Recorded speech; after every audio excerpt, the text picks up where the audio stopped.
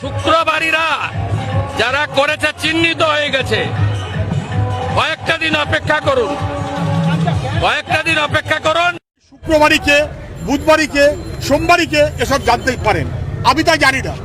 শুক্রবারই হোক আর সোমবারই হোক, যদি কেউ অপরাধ করে থাকে তার বিরুদ্ধে উনি কাগজপত্র জোগাড় করুন, কি ছবি জোগাড় করুন, কি ইত্যাদি আইনের ব্যবস্থা নিন।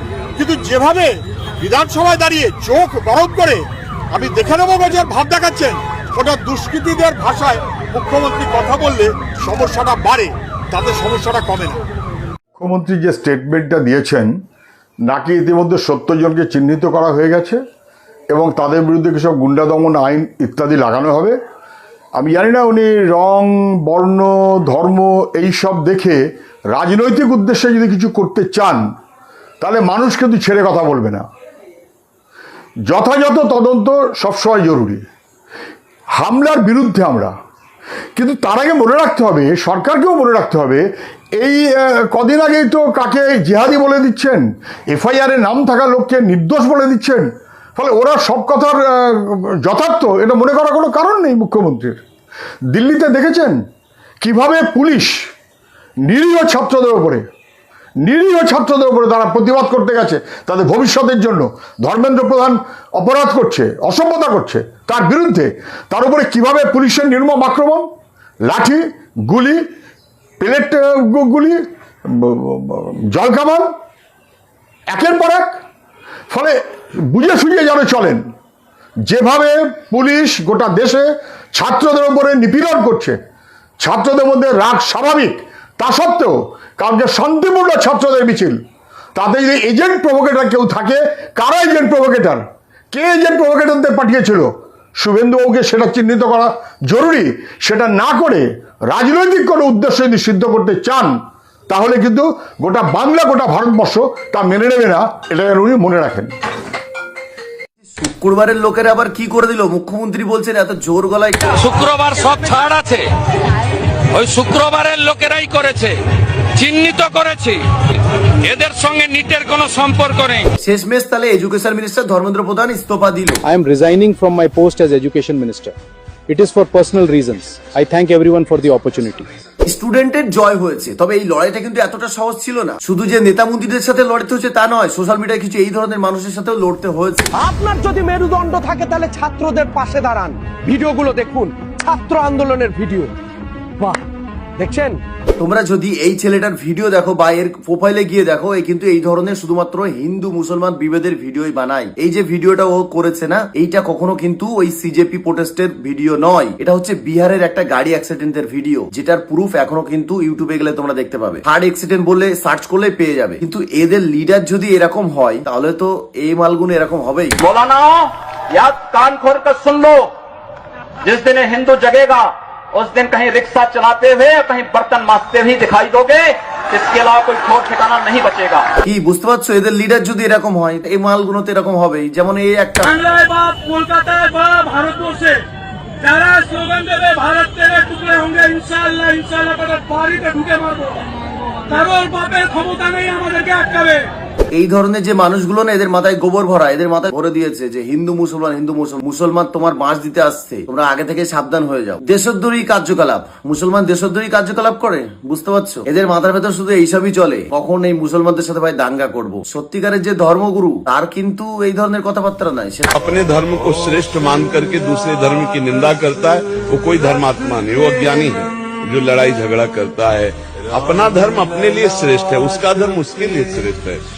বুঝতে পেরেছো ধর্মগুরুর কথাটা? এটা হচ্ছে ধর্মগুরু, তাই এনার কথাটা এই রকমই। ইনি একজন সনাতন ধর্মের একজন ধর্মগুরু। আমি মনে করি এনাকে ভালোবাসে ভারতবর্ষের অনেক মানুষ। আমি মনে করি প্রত্যেক মানুষই যারা এনার কথা শুনে সবাই এনাকে ভালোবাসে। এই হচ্ছে ধর্মগুরু, বুঝতে পেরেছো? এই ধর্মগুরুর যে শিষ্য বা এই ধর্মগুরু অরিজিনাল যারা ধর্ম, তারা কিন্তু ওরকম নয়, তারা আলাদা। আর ওই যে ধর্মগুরু, এই যে ভিডিওগুলো দেখলে না, এগুলোর ধর্মগুরু হচ্ছে ওই যে বুঝতে পেরেছো, মানে এই যে, বুঝতে পেরেছো? এ যদি ধর্মগুরু হয় তাহলে এদের শিষ্য এরকমই হবে, কারণ এ তো রাজনীতিটাই টাইপের ধর্ম, কিন্তু অরিজিনাল যে ধর্মগুরু তিনি হচ্ছে এই যে। তাই এনার যে শিষ্য বা এনার যারা ফলো করে, ধর্ম করে যারা, তাদের কথাবার্তা কিন্তু আলাদা। হ্যাঁ, মনে রেখে দিও বন্ধু। 24শে জুলাই শুক্রবার দিন একটা জেনজিসদের মিছিল হয়েছিল আমাদের শিয়ালদা কলকাতা, এবং সেই মিছিলে হরতাল হয়েছে, পুলিশরাও মেরেছে, ছাত্ররাও সেখানে তাড়া করেছে বা ছুড়েছে কিছু উল্টো পাল্টা। শুভেন্দু বাবু এই জন্য বলছেন যে শুক্রবারের লোকেরা এরকম করেছে, এবং সেখানে ছাত্ররা আরো বলেছে যে মিডিয়া দালাল, মিডিয়াদেরকে উল্টো পাল্টা বলেছে। হ্যাঁ, সত্যি দালালি করছে, তাই আজকে বলেছে। এটাকে কেন্দ্র করে শুভেন্দু বাবু এই জন্য বলছেন যে শুক্রবারের লোকেরা করেছে। ইনডাইরেক্টলি এটা বোঝা যায় যে মুসলমানরা এই দাঙ্গাটা করেছে, তো তাদেরকে চিহ্নিত করা হয়েছে। খুব ভালো কথা, খুবই ভালো কথা। যদি দাঙ্গা করে থাকে, হাঙ্গামা করে থাকে, তাদেরকে চিহ্নিত করেছেন শুভেন্দু বাবু, খুবই ভালো। এখন আমার কাছে কথা, এখন দিল্লিতে স্টুডেন্টের হয়ে রাহুল গান্ধীও ধর্নায় বসেছেন। এবার রাহুল গান্ধী ধর্নায় বসেছেন কোথায়? না, নরেন্দ্র মোদী বাড়ির সামনে। এবার এরই জন্য আমাদের কলকাতাতে আবার মিছিল বার হয়েছে। কারা বার করেছে? বিজেপির কিছু ছোটখাটো নেতা কেতা কর্মী সমর্থক এরাই। তো এখানে কি বলছে একটুখানি দেখা যাক এগুলো। একদিকে একটা আটশোলা, আরেকদিকে একটা মাছি রাহুল গান্ধী। এরা যদি মনে করে ভারতীয় জনতা পার্টির প্রধানমন্ত্রীকে অসম্মান করবে, আমরা এটা হতে দেবো না। এখানে ডবল ইঞ্জিন সরকার চলছে, বিধান ভবনে বসে এরা দাঁত খেলাচ্ছেন। 21শে জুলাই করতে দিয়েছি আমরাই, মনে রাখবেন। আমরা কিন্তু আবার রাস্তায় নামতে পারি। কদিন আগে সরকারে এসেছি, বুঝিয়ে দেবো একদম। বলছি রাহুল গান্ধী ধর্নায় বসেছে, এখানে প্রধানমন্ত্রীর অসম্মানটা কিভাবে হলো? আর তাছাড়াও 21শে জুলাই করতে দিয়েছি আমরা। আরে আইনের কাছ থেকে নিয়েছে, তোমরা ভাই কোথাকার? তুমি 21শে জুলাই করতে দেবে অমুক রোড বন্ধ করে? লিটটা যে দিয়েছিল ওরা তো কিসে জ্বালাটা কিসের? কি জন্য প্রধানমন্ত্রীর বাড়িতে যাবে? ও প্রধানমন্ত্রীর বাড়িতে যাবে, কলকাতায় ঢুকুক, ও তারপরে বুঝতে পারবে। ও যদি এক বাপে জন্ম হবে না, কলকাতা চামড়া গুটিয়ে ওকে পাঠাবো দিল্লি, ওর চামড়া গুটিয়ে দেবো, রাহুল গান্ধীর চামড়া। দেখুন, রাহুল গান্ধীকে আমি রাজনৈতিক ভাবে বলছি না, কিন্তু তার মা বাবা তুলে গালিগালাজ করছো, তার চামড়া গুটিয়ে নেবে, মানেটা কি ভাই? তুমি কি প্রশাসনের লোক প্রথম কথা, নাকি ও আইনের কোনো বেখেলাপ কাজ করেছে যার জন্য তুমি তার চামড়া গুটিয়ে নেবে, এ করবে সে করবে? শুভেন্দু বাবু, এইগুলো আপনার দলের লোক বলে কি আপনার চোখে পড়ে না? এটা কিন্তু আমার কাছে আপনার প্রশ্ন। যে পাপ্পু আছে, পাপ্পু ওর বাড়াবাড়িটা বেড়ে গেছে। প্রধানমন্ত্রীর বাড়ির সামনে গিয়ে অত্যাচারে আমরা না পা ভেঙে দেবো, খালি সময় অপেক্ষা। আজকে এখানে মৌলাইদের টেলার দিয়ে গেলাম, এর পরের দিন বাড়ির সামনে গিয়ে বাড়িতে দেখাবো কি করতে হয়। রাহুল গান্ধীর বাড়ির সামনে গিয়ে কি করবে? কি করবে ভাই তুমি? তোমাকে ওখানে গেলে তো পিটিয়ে মেরে দেবে ভাই। কি বোকার মতো কথাবার্তা। যাক, এইগুলো সবকিছু দেখলে তো এখন এইগুলো কথা দিয়ে আমি শুভেন্দু বাবুকে বলতে চাই, আচ্ছা শুভেন্দু বাবু, আপনি এইগুলো কি দেখতে পান না? মানে মোল্লারা কি করছে, মোল্লারা কোথায় যাচ্ছে, মোল্লারা কি করলো, শুধু এইগুলো দেখতে পান? এইগুলো কি আপনি দেখতে পান না? সত্যি মানে সত্যি অবিশ্বাস্য ব্যাপার। এটা সত্যি শুনলে হাসি লাগে শুভেন্দু বাবু। যাই হোক, ধন্যবাদ বন্ধু তোমাদের সকলকেই। কাল কিন্তু আবার কথা হচ্ছে। সকল অসংখ্য ভালো থাকবেন বন্ধুরা। একটা কথা আছে, তোমরাও নিশ্চয়ই জানো, অতিবার বেরো না, ঝড়ে পড়ে যাবে, অতি নিচু হয়েও না, ছাগলে মুড়ে খাবে। কেন বলছি? এই ভোটের রেজাল্টের পর, 4 তারিখের পর কিছু মানুষ এতবার বেড়েছিল, সে মানে আর বলার অপেক্ষা রাখে না। যেখানে খুশি গিয়ে ভাঙচুর করছে, যাকে খুশি তাকে মারছে, বাড়িঘর জ্বালিয়ে দিচ্ছে, যা ইচ্ছা তাই করছে। মানে ক্ষমতা হাতে এসে গেছে, মানে নিজেকে ধরাকে সরা জ্ঞান করছে। ঠিক আছে? তো এখন কি হচ্ছে চারিদিকে? ও প্রথমে কি বলে দিল্লি, তারপরে আস্তে আস্তে মুম্বাই, পাঞ্জাব, বিহার, এখন শেষমেশ কলকাতাতে যে আন্দোলন শুরু হয়েছে। এখন ঠেলা সামলাও। এই তো কিছুদিন আগে মমতা ব্যানার্জির মিছিল ছিল, হাইকোর্টের পারমিশন নিয়ে মিছিল করেছিল। সেখানে গিয়েও আপনারা ওই মানুষকে মারধর করে, তৃণমূল কংগ্রেসের কর্মীদের মারধর করে, তারপরে বাইক থেকে ফেলে পর্যন্ত মেরেছেন। তো সেখানে পুলিশ নীরব, কিচ্ছু করেনি।